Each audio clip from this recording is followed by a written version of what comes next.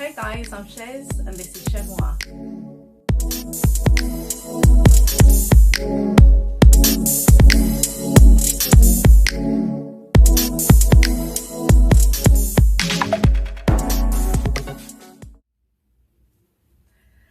Hey everyone, hope you're doing well. We're at the beginning of a brand new week and I've got a challenge for you. As you can see from the title, the question is it too late for me?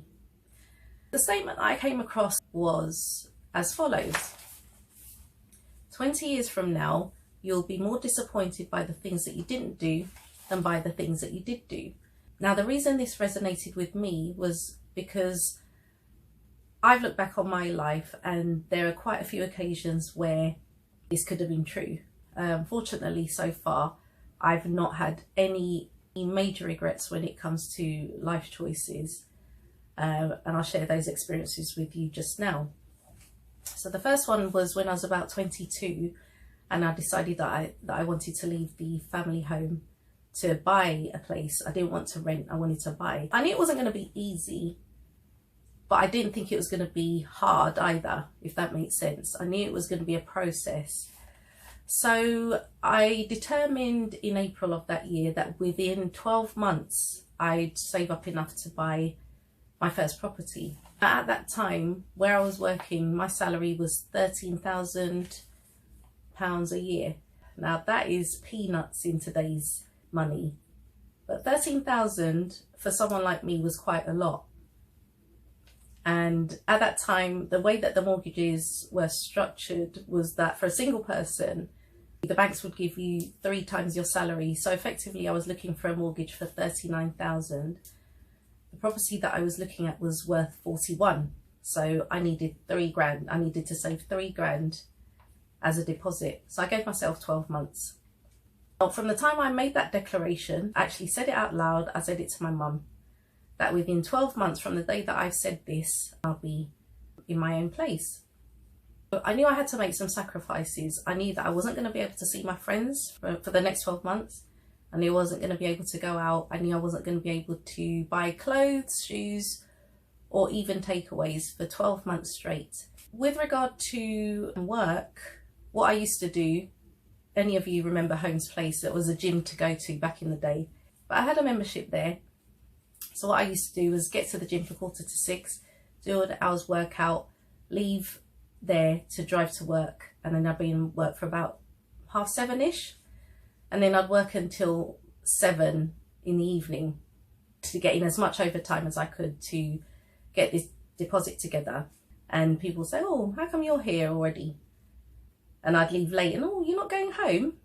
No one knew what I was doing because I didn't want them to know, number one. And number two, you know, when you're trying to do something and you just don't want voices at you all the time with their opinions. They're not doing what you do. So their opinion, 99% of the time, isn't valid. So that's one thing I'd share with you. When you're trying to do something, don't let people know, because their opinion is not going to help you to get any further. Anyway, I collected the keys 12 months after I made that declaration, and I was flying to Cyprus the following week. So I bought the flat, got the keys, paid the solicitor's fees, etc. No money. I think I had about £9 in that account, and a panic came over me, and I said to my mum, do you think I've done the right thing? And she said, of course you've done the right thing. I didn't know that we were in a recession at that particular time because it didn't affect me. So because it didn't affect me, I wasn't aware of it, not realising that the people that owned the property before were actually in negative equity. I understood that afterwards, but I think if I was conscious of the fact that we were in a recession, that could have actually stopped me from pursuing that dream of buying the property. It's weird. It's weird how that happens. I was ignorant of a few things that helped me to make what turned out to be the right decision in the end. So I ended up staying in that property for 5 years on my own. After the 5 years, I got married and moved out of London, bought another property, rented the first one in the meantime, and then a few years after that, sold that property for more than double what I paid for it. If I hadn't made that decision, more than 20 years later, where we are now, I would have looked back on that time and thought, why didn't I do that? Why didn't I do that? That's one example. Another example happened much later, when I was about 44. This is about coming up to 7 years ago now. And my background is in IT and financial services investments. I got a call the early part of that year, 2015, from a global financial consultancy. They were global, but I'd never heard of them. I was headhunted effectively, because I don't know where they got my details from, but it was a recruitment agency that was offering me the opportunity to work in a different country as a consultant. And I was like, okay, this is too good to be true. Why would somebody offer me an opportunity like that in middle age? Anyway, as my mum says, don't look a gift horse in the mouth.